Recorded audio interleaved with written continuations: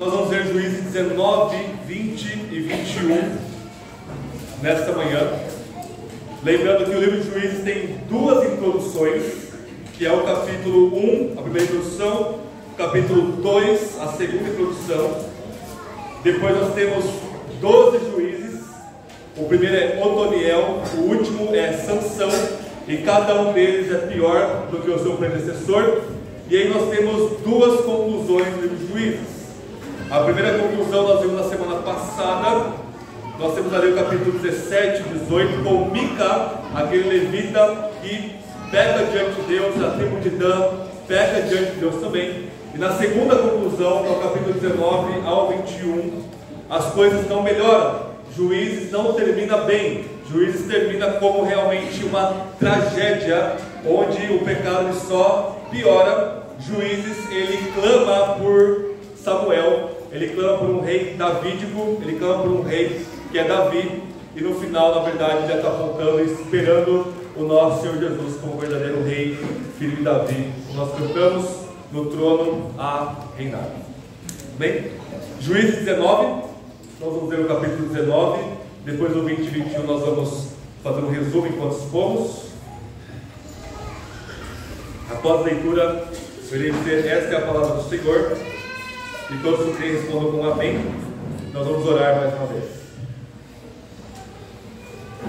Juízes capítulo 19 diz assim: naqueles dias, quando não havia rei em Israel, um levita que morava em uma parte afastada da região montanhosa de Efraim tomou para si uma concubina de Belém de Judá. Mas ela adulterou contra ele, deixou-o e foi para a casa de seu pai em Belém de Judá. 4 meses depois, seu marido se levantou e foi atrás dela para conversar com ela e trazê-la de volta. Levava consigo seu servo e 2 jumentos. Ela o levou à casa de seu pai, e quando este o viu, saiu alegremente ao seu encontro. O seu sogro, o pai da moça, convenceu a ficar 3 dias ali. Assim comeram e beberam e se hospedaram ali. No 4º dia, ele se levantou bem cedo para partir. Então o pai da moça disse ao seu genro: come para refazer as forças, depois partireis. Os dois sentaram-se para comer e beber juntos. E o pai da moça disse ao homem: peço que fiques ainda esta noite e alegre o seu coração. Porém o homem levantou-se para partir. Mas como seu sogro insistisse, decidiu passar mais uma noite ali.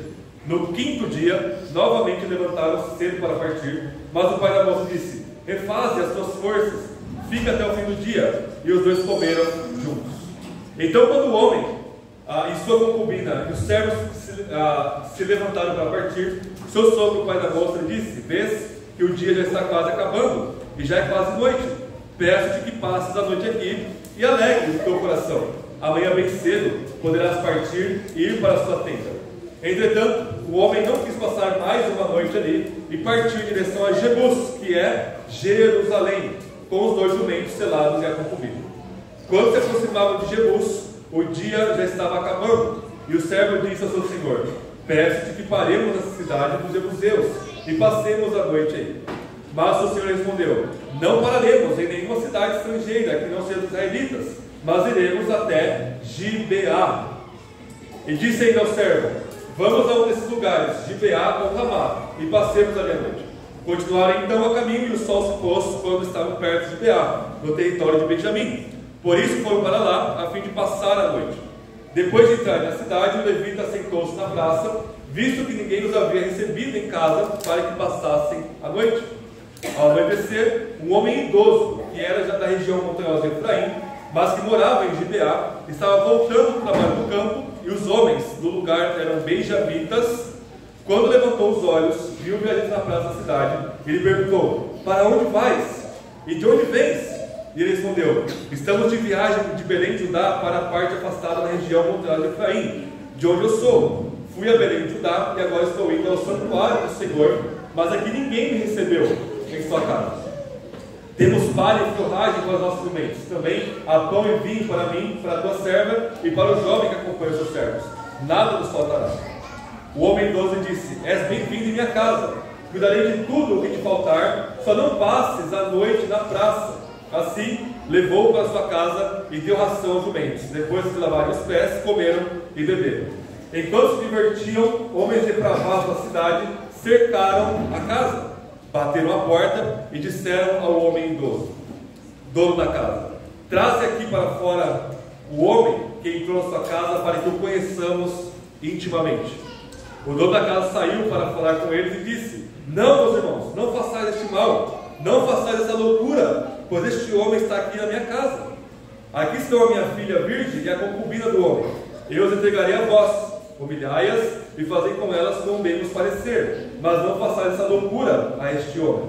Mas os homens não quiseram ouvi-lo. Então o levita pegou sua concubina e a entregou. Eles a conheceram intimamente e a violentaram a noite toda. Ao amanhecer, eles a deixaram. Ao romper do dia, a mulher veio e caiu à porta da casa do homem, onde seu senhor estava, e ficou ali até o dia clarear.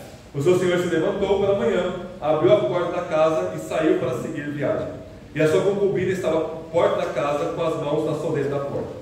Então ele disse: levanta-te, vamos. Mas ela não respondeu. Ele então a pôs sobre o jumento, saiu dali e foi para casa.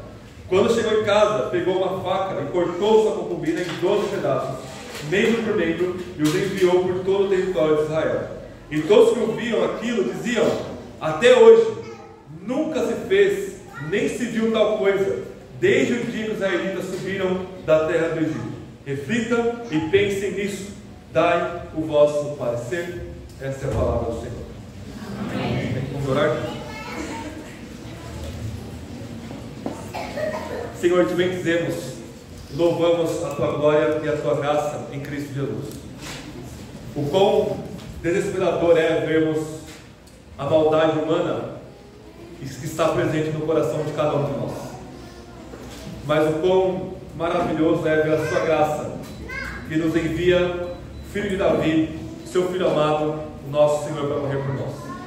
Que o Senhor esteja sobre nós e o seu Espírito em nós, para nos levar até Cristo Jesus.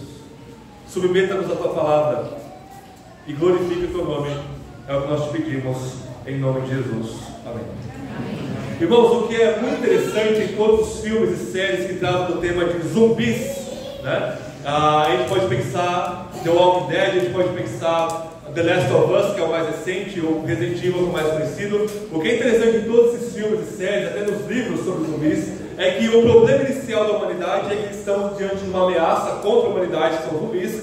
Então a humanidade luta contra os zumbis, luta para sobreviver, foge, estabelece, mas em todos eles, o ponto depois de um tempo que se acostuma com esse cenário apocalíptico hollywoodiano, é que a humanidade se torna um problema maior do que propriamente os zumbis, né? Os mortos-vivos que estão ali apenas sobrevivendo para se alimentar ali de carne humana e transmitir ali o vírus, né? Então o grande problema depois, ok, fica um negócio monótono, zumbis contra seres humanos, não é esse o ponto é que como o ser humano fica nesse estado de catástrofe, nesse estado de putrefação, de apocalíptico mesmo, né? E todos eles mostram que o ser humano rapidamente degringola numa espiral de autoritarismo, pecado, matança, vira uma loucura, uma selva, uma selvageria. E as pessoas estão a ter mais medo dos seres humanos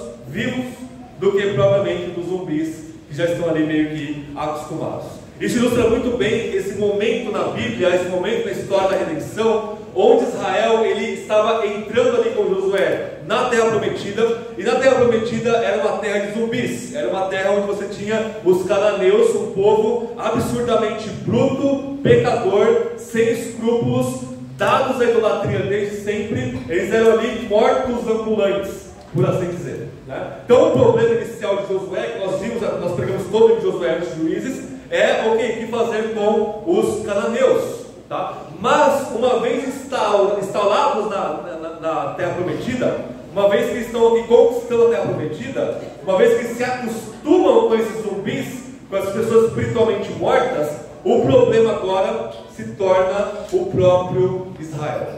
O problema agora é que o livro de Juízes mostra, que eu falei para vocês todo sermão, é que nós temos um processo de cananização dos israelitas.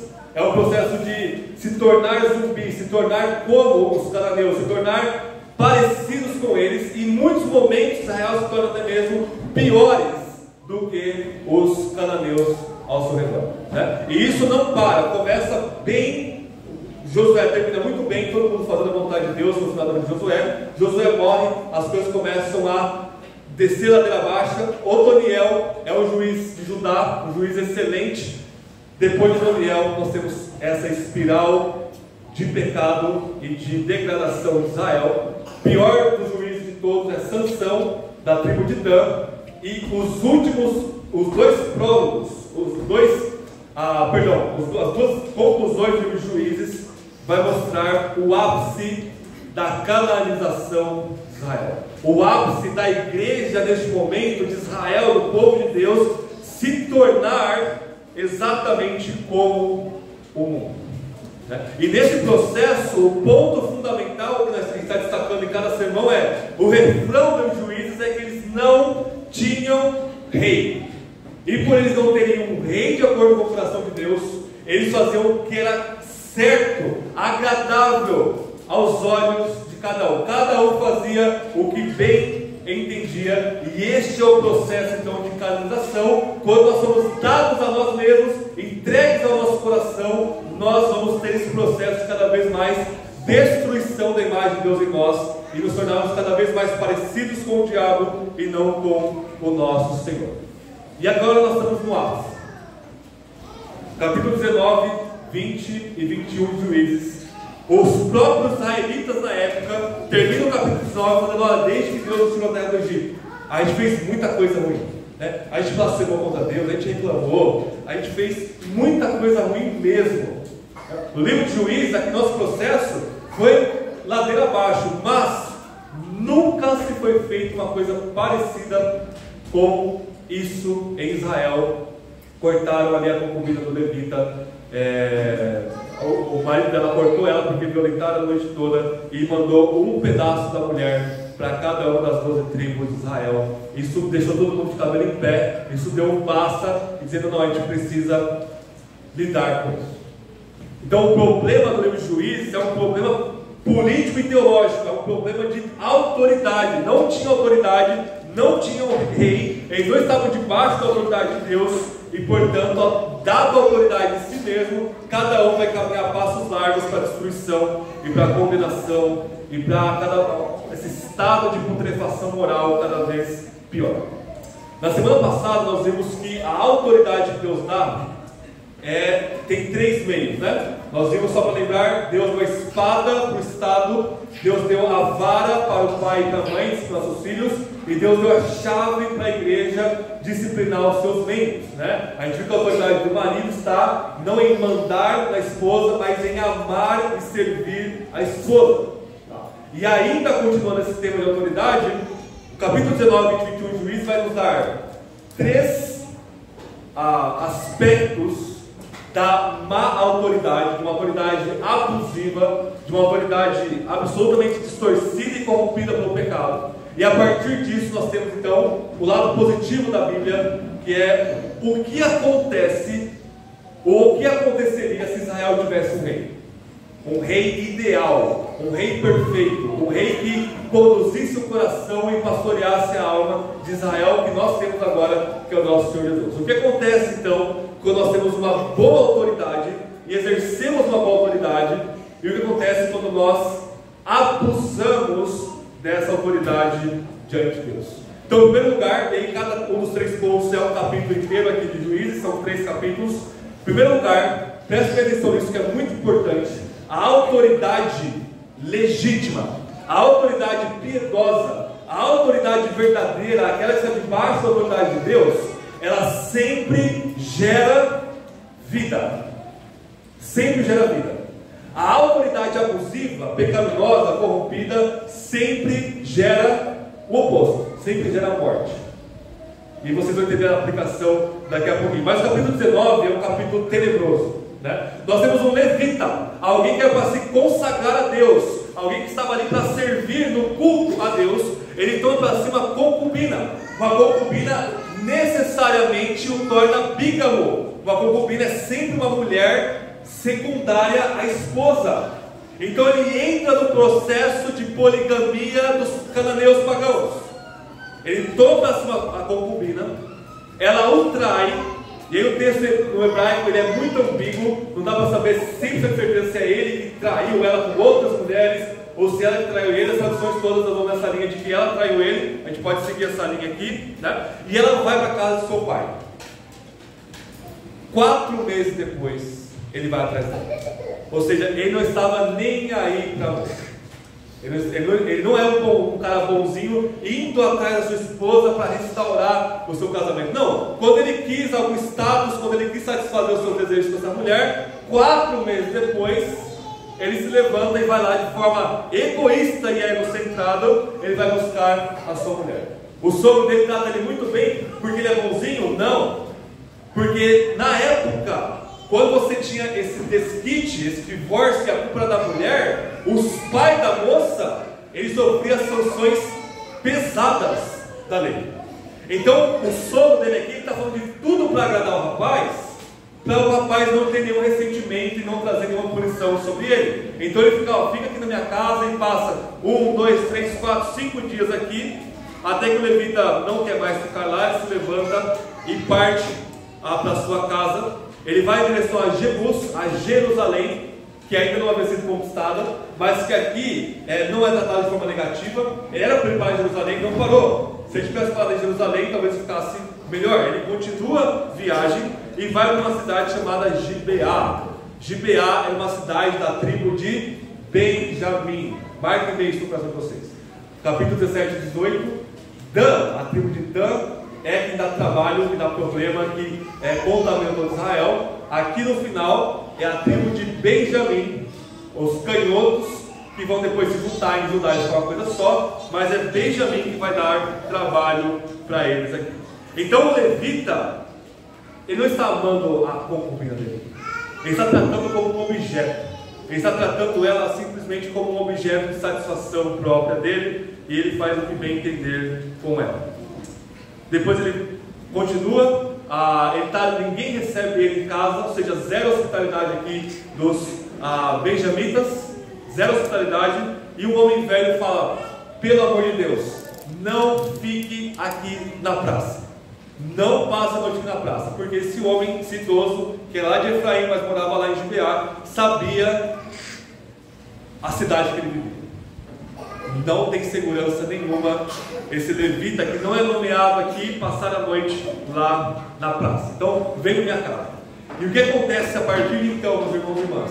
É uma reconstrução histórica, aconteceu na história, e literária de Gênesis 19. O que aconteceu em Gênesis 19? Sodoma e Gomorra é destruída.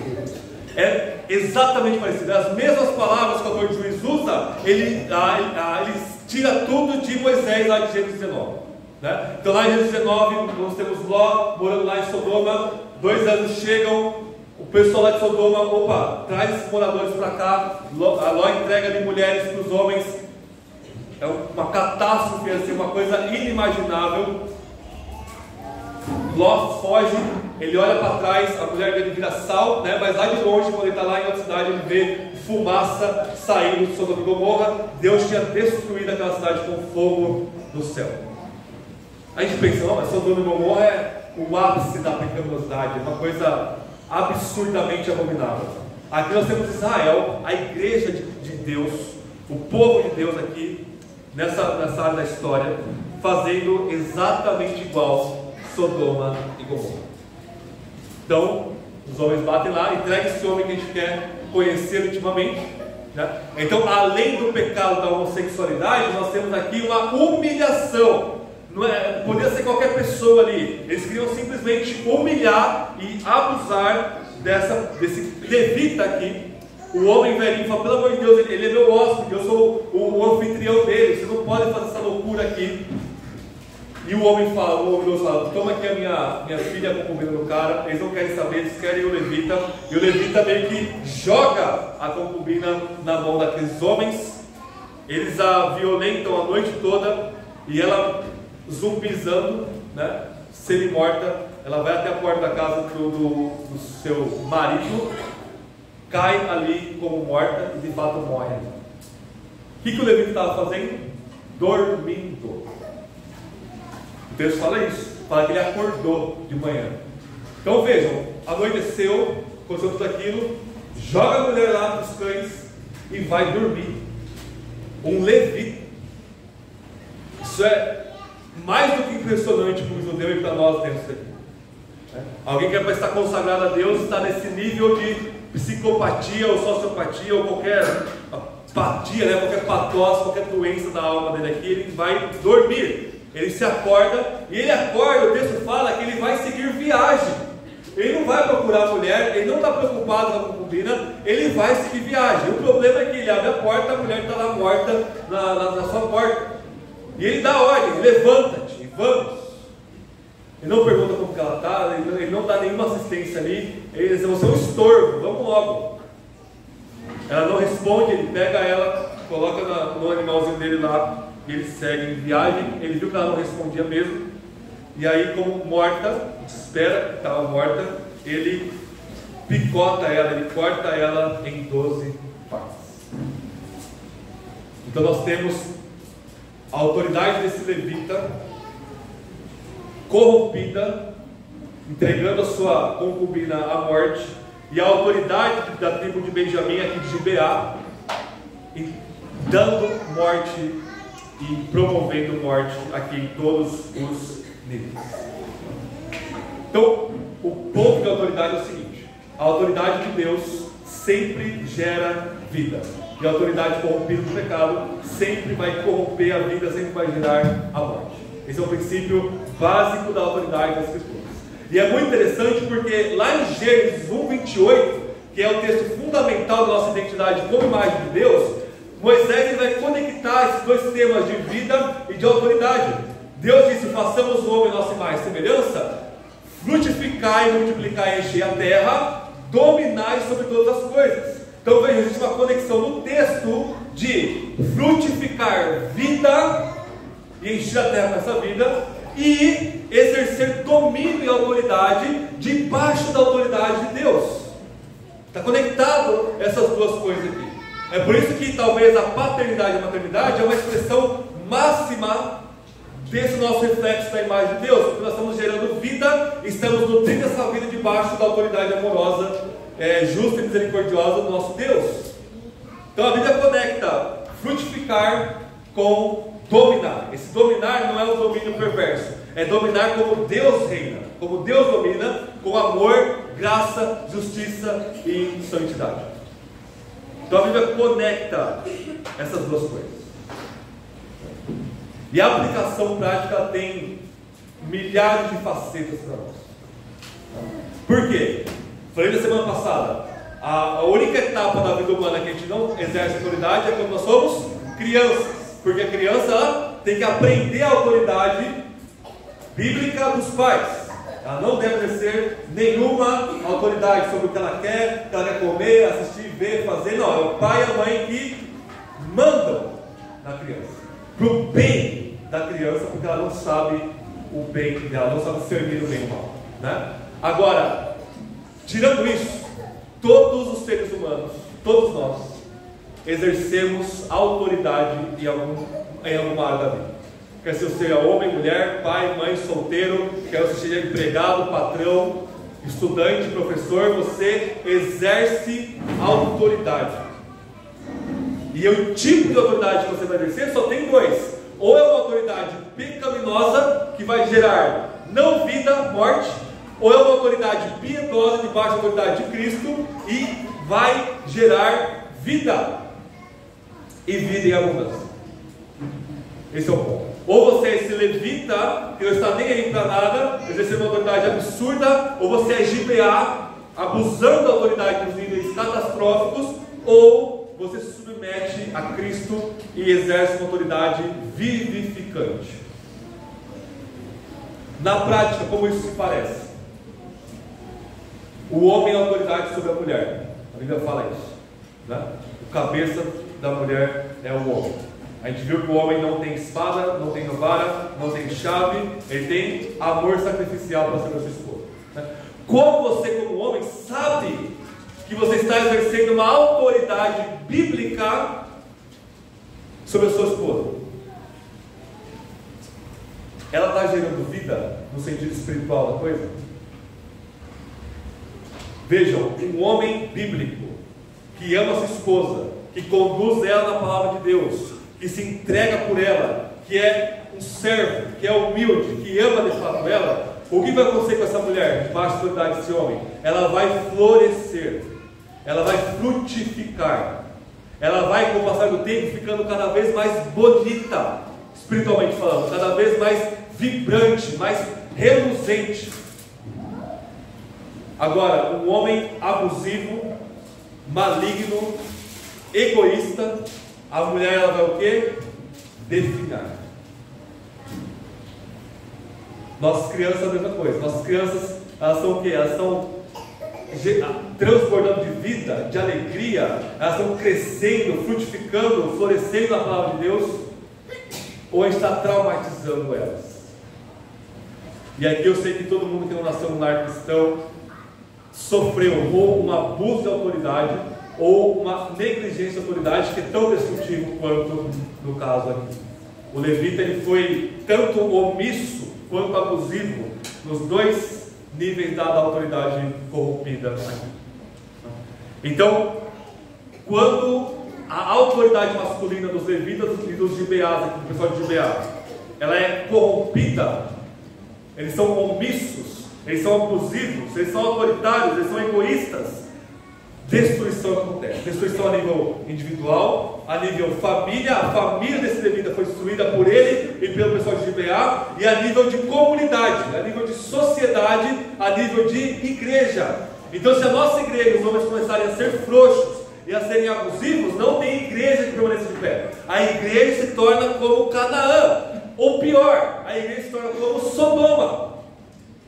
Está tudo maravilhoso, a gente canta louvores maravilhosos, está um ambiente magnífico, todo mundo belo, todo mundo bonito, todo mundo bem vestido, todo mundo cheiroso. É apenas um baile de máscaras, como a gente viu ontem na reunião de casais. É um baile de máscaras. Acabou aquele momento de show. Ou você tem abuso em casa em todos os níveis, tem omissão em casa em todos os níveis. Aquela igreja, nós, ou qualquer outra, se torna Sodoma e Gomorra aos olhos de Deus. Aí não adianta ficar bravinho com o movimento LGBT, não adianta ficar bravinho com o governo corrupto, se a corrupção está entranhada na igreja. A Bíblia fala que o julgamento de Deus começa pela casa de Deus, que somos nós. Mulheres, vocês não devem se submeter a essa autoridade corrompida. Essa concubina aqui, ela fugiu, ela está em pecado, está todo mundo errado aqui, ela traiu o levita, ela fugiu para casa do seu pai, mas depois ela se submete. Ela é a 100% vítima aqui, obviamente, 100% vítima. Mas, irmãs, vocês não devem se submeter de jeito nenhum a uma autoridade que te leva para a morte, que te leva para longe de Cristo, que é a nossa vida.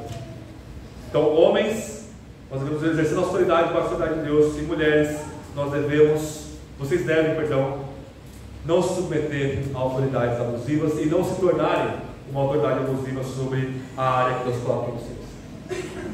Então, capítulo 19 de Juízes, muito casado com Gênesis 19, nos ensina que a vida sem Deus, a vida sem a autoridade de Deus, ela objetifica o ser humano, a gente perde a nossa identidade como mais de Deus, e ela gera morte.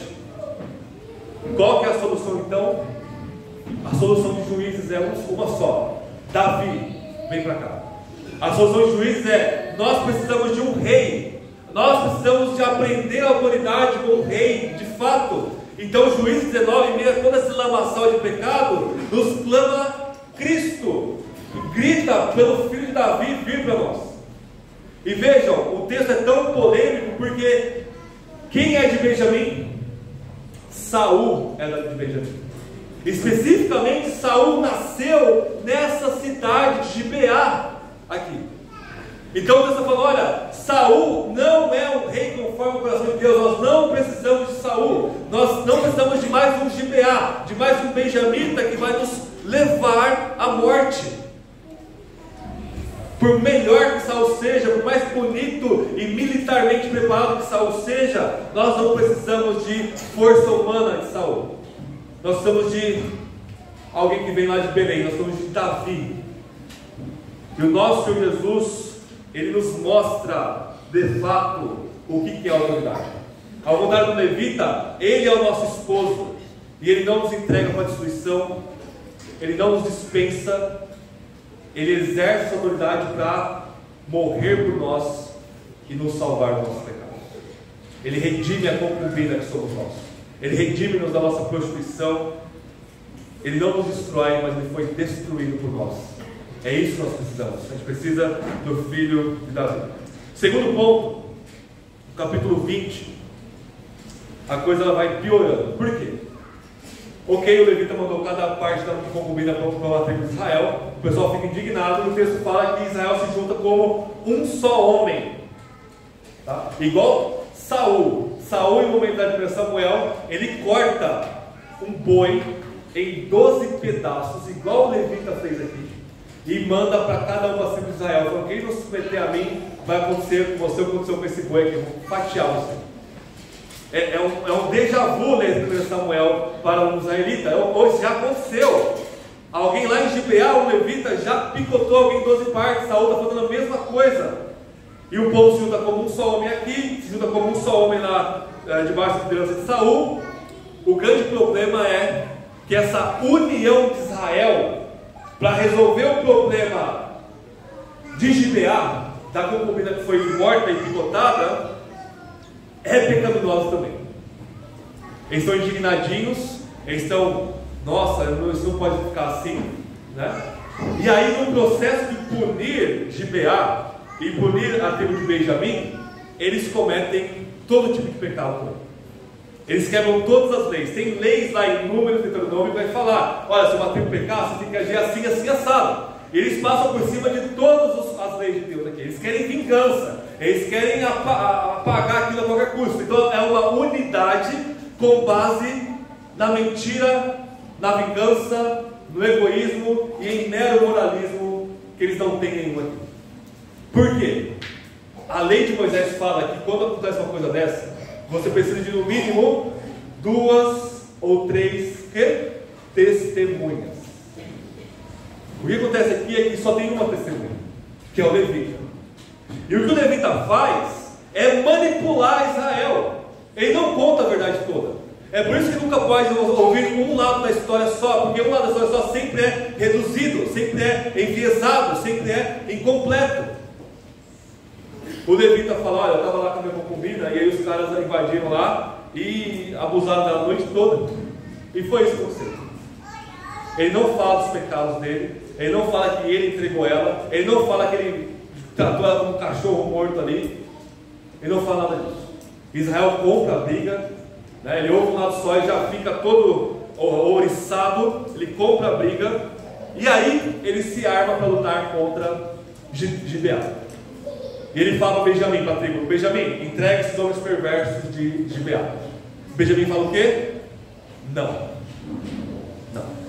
O motivo aqui é: eles são da nossa tribo, eles são da nossa família, eles são mais próximos de nós. A gente vai proteger a nossa família a qualquer custo. Outro abuso de autoridade, né? Então quando a gente fala: você não pode falar da minha mãe, do meu pai, você não pode falar da minha esposa, do meu esposo, você não pode falar dos meus filhos e filhas. É claro que a gente deve ajudar uns aos outros a ver pecados que também. E é por isso que eu vou ficar muito feliz se qualquer um de vocês chamar a atenção dos meus filhos. E é por isso que você ficar mordidinho e bravinho se alguém chama a atenção do seu filho, opa, você está encobrindo o pecado aí. Se for uma coisa legítima, obviamente, né? Não pode, é intocável aqui. Não, você precisa trabalhar nesse processo de santificação, você precisa da comunidade para isso. E o que acontece? Benjamim não entrega Gibeá, e eles se armam para lutar. E o texto fala que a tribo de Benjamim ela é muito forte. E nós temos então 11 tribos contra uma tribo apenas. Israel está se devorando, Israel está se consumindo. E o que acontece, irmãos? Por 3 vezes Israel luta contra Benjamim. e em 2 delas ele perde. E o que é interessante, a primeira luta está no capítulo 20, verso 18 até o 21. Eles se armam, eles planejam, eles pedem a Deus, eles oram a Deus. Verso 18: quem guerreará contra Benjamim? E o próprio Deus, o Senhor, responde: Judá irá primeiro. Eles oram, Deus responde. O que acontece? Eles perdem miseravelmente contra Benjamim. Opa! Segunda batalha, verso 22 até o verso 25. Eles se reanimaram, né? Eles oram a Deus. Verso 23: devemos guerrear novamente contra nossos irmãos benjamitas. Olha o que o texto fala: e o Senhor disse: atacai-os. O que acontece? Eles perdem de novo. Olha que humilhação isso daqui. E da terceira vez, eles consultam ali um levita. O único cara que é nomeado aqui é o Finéias, o mesmo Finéias que está lá no final de Número do Deuteronômio. Era neto de Arão, é alguém que cravou a lança dele para os israelitas que estavam casados ali com mulheres pagãs. Um homem de Deus aqui. Então a gente está aqui no começo do livro de Juízes de novo. Ele volta para o começo e Finéias ora a Deus, e aí sim Deus entrega Gibeá e Benjamim nas mãos dos israelitas. O que o capítulo 20 nos ensina é que a verdadeira autoridade, ela gera, ela nutre, ela promove santidade. Então ela gera vida e promove santidade. A corrupção da autoridade, ela promove o oposto, ela promove o pecado, ela promove o egoísmo, ela promove o autocentramento aqui. E aí, meus irmãos e irmãs, não adianta orar para Deus. Por que eles oraram e não deu certo? Porque eles já tinham planejado tudo. Eles já tinham planejado, eles já estavam certos de aquilo era certo de fazer. E aí eles vão orar simplesmente para Deus dar a confirmação para eles. E a confirmação é a própria destruição deles.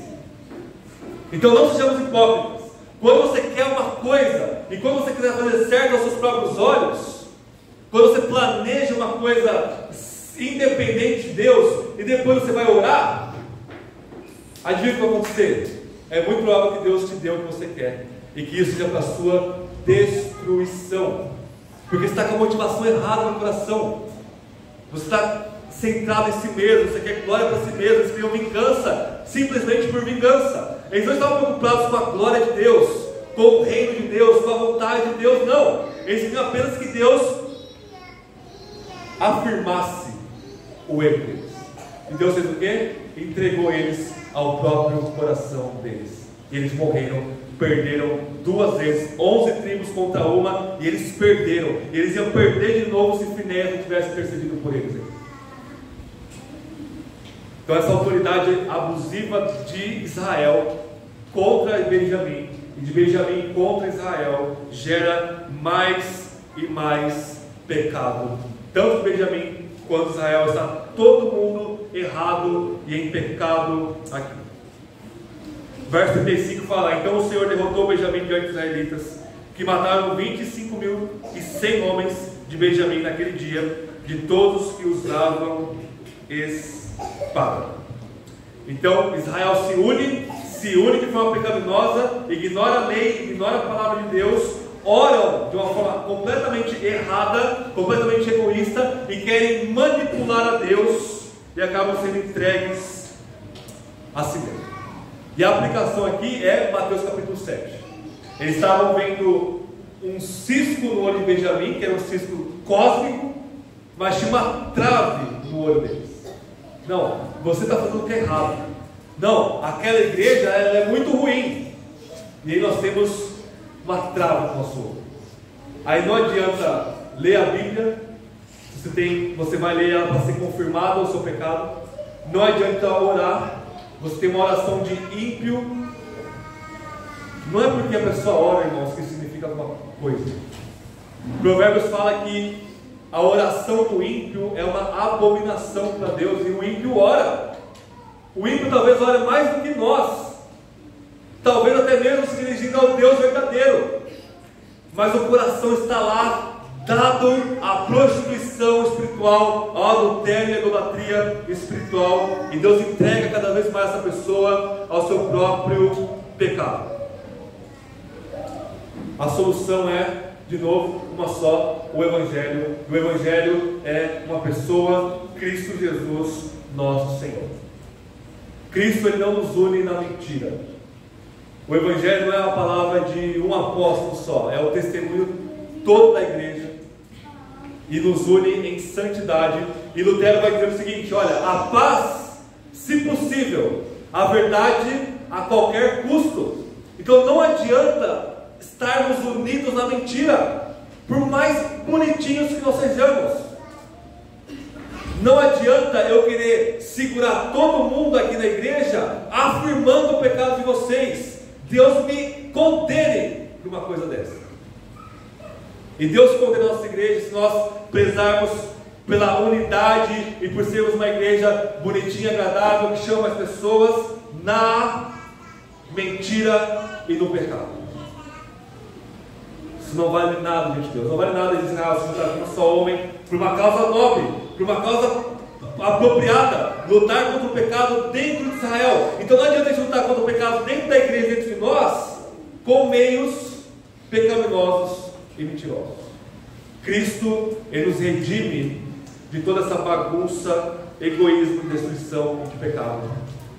A autoridade dele gera o quê? Santidade em nós. Ele nos dá vida e Ele nutre essa vida com a sua própria santidade em nós.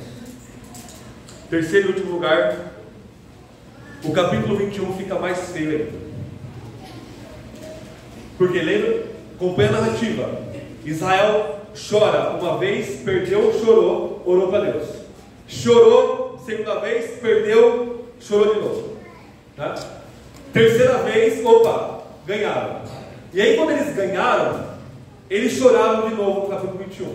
E o choro é: Senhor, que desgraça aconteceu no meio de nós. Uma tribo inteira foi exterminada do nosso meio. Eles se arrependem então desse momento de vingança desmedida aqui, né? E de Benjamim, gente, toda a tribo de Benjamim, restaram apenas 600 homens.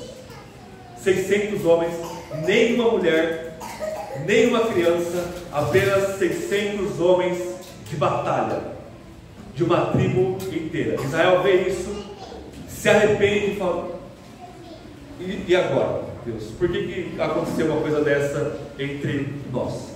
E eles têm uma brilhante e maldita ideia.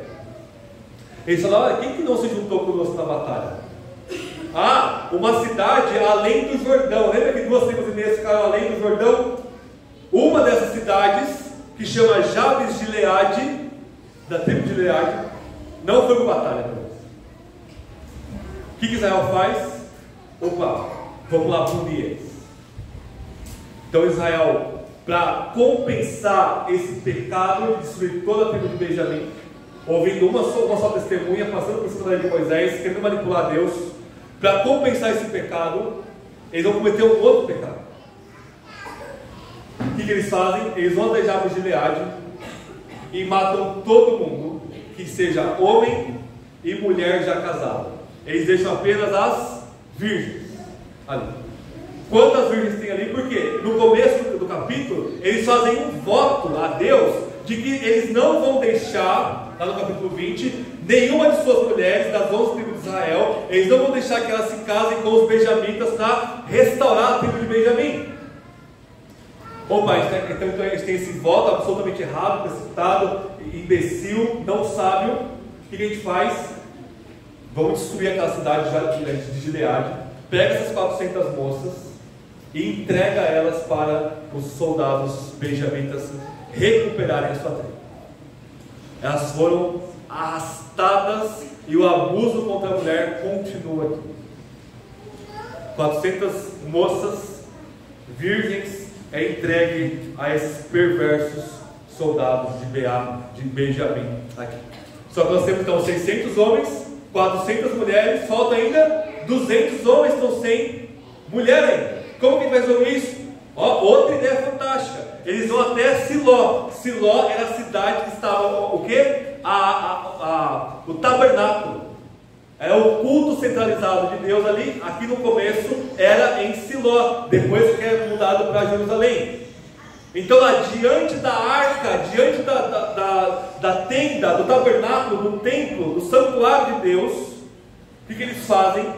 Quando as mulheres de Siló saíram para dançar ali, uma festa talvez de alegria diante de Deus, eles raptaram, o texto fala rapto mesmo, raptaram 200 moças para completar ali o número para Benjamim conseguir se recuperar.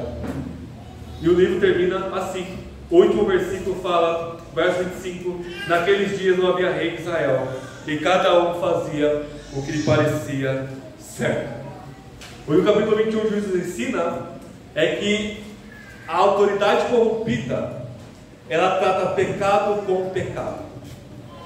Ela gera cada vez mais pecado, e a autoridade de Deus, ela vai então tratar o pecado na sua raiz e colocar em lugar o segundo ponto: santidade, amor, vida, alegria, paz.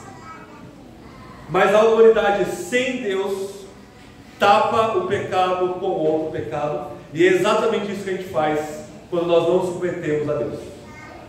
Eu tenho o pecado de prostituição, eu tenho o pecado de lascívia, eu tenho o pecado de imoralidade sexual. Eu vou vencer esse pecado como? Me entregando ao pecado da gula. Agora eu satisfaço a minha dopamina não mais com sexo, mas com comida. Estou cometendo o pecado da gula. Então eu vou tratar o pecado da gula cometendo o pecado da luxúria. Eu vou comprar aquilo que os meus olhos quiserem, e vou me endividar, e assim por diante.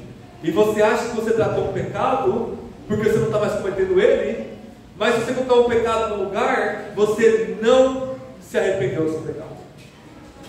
Não é arrependimento trocar um pecado por outro. Trocar um vício por outro não é a cura para o seu vício, para o seu pecado, para o nosso pecado e a nossa degradação. O arrependimento, ele vai arrancar o pecado do nosso coração. Ele vai destruir paulatinamente o poder do pecado em nós. Não trocar uma coisa por outra. Não adianta. A solução é a autoridade de Cristo. Quando Ele morre por nós, Ele não vai colocar um band-aid no nosso coração.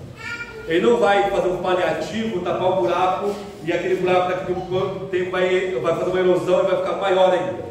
Não, Cristo, Ele morreu por nós para tratar definitivamente o pecado.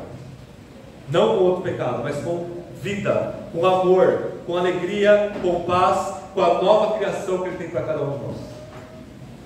Ele nos dá o que? Arrependimento. Arrependimento é um dom, é uma dádiva, é um presente, porque nenhum de nós consegue se arrepender. Quando a gente vai se arrepender, a gente apenas tem remorso, a gente apenas tem medo da consequência do pecado, a gente troca um pecado por outro. Não existe arrependimento fluindo no nosso coração naturalmente. Arrependimento é uma dádiva. Atos fala que Deus deu o arrependimento para a vida, para todos aqueles que são destinados à salvação.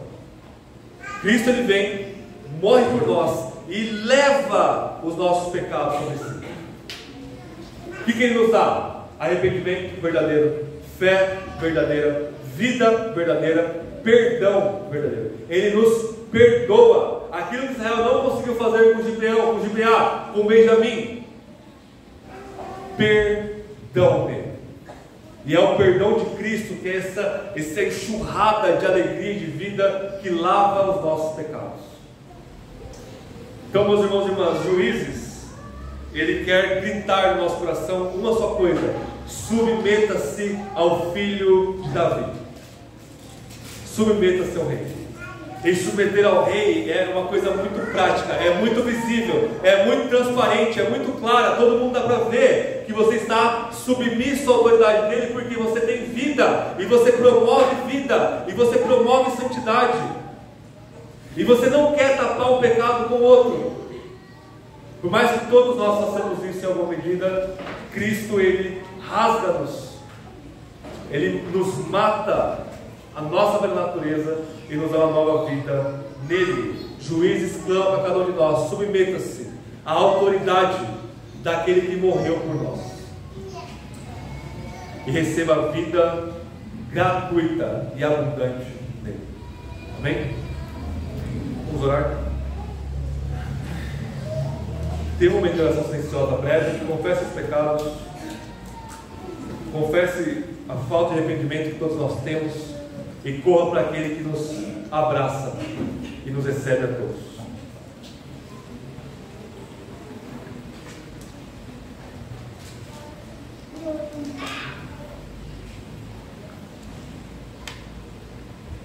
Senhor, seja propício a nós pecadores. Ajude-nos, que o Seu Espírito nos arraste até Cristo Jesus a todo momento, porque o nosso pecado nos arrasta para longe dele a todo momento. Que a Sua graça triunfe sobre nós, que a Sua misericórdia reine em nossas vidas, que nós sejamos unidos sim, mas na Sua palavra e no Seu Espírito, que a nossa igreja não venha a exercer uma autoridade abusiva, tanto enquanto igreja, quanto nos nossos lares, tanto como pais, como mães, maridos, esposas, os pastores, os líderes, os membros. Livra-nos de nós mesmos, tanto do abuso quanto da omissão. Responsabiliza-nos, ó Deus. Pede o que quiseres de nós, porque o Senhor concede-nos aquilo que Tu pedes, por graça. O Senhor nos exige arrependimento, o Senhor nos dá arrependimento. O Senhor nos exige um novo coração, é o Senhor que nos dá um novo coração. O Senhor demanda fé, é o Senhor que nos dá a fé como um presente gratuito. Nós devemos exercer esses dons, esses presentes, com tudo que nós somos, com o máximo de esforço e gratidão e alegria do Senhor. Enxerga-nos vida e vida em abundância. Livra-nos da morte, que somos nós mesmos. Todos nós estamos em pacto com a morte e com o pecado. O Senhor rasga essa dívida nossa na cruz e nos coloca no pacto, uma aliança com o Senhor de forma eterna. Te bendizemos por isso. Receba a glória, Deus, nossa. Não atenda nossas orações se elas não estiverem de acordo com a Tua vontade. Não nos entregue a nós mesmos. Frustre os nossos planos se eles não buscarem o Teu reino em primeiro lugar. É o que nós te pedimos em nome de Jesus. Amém.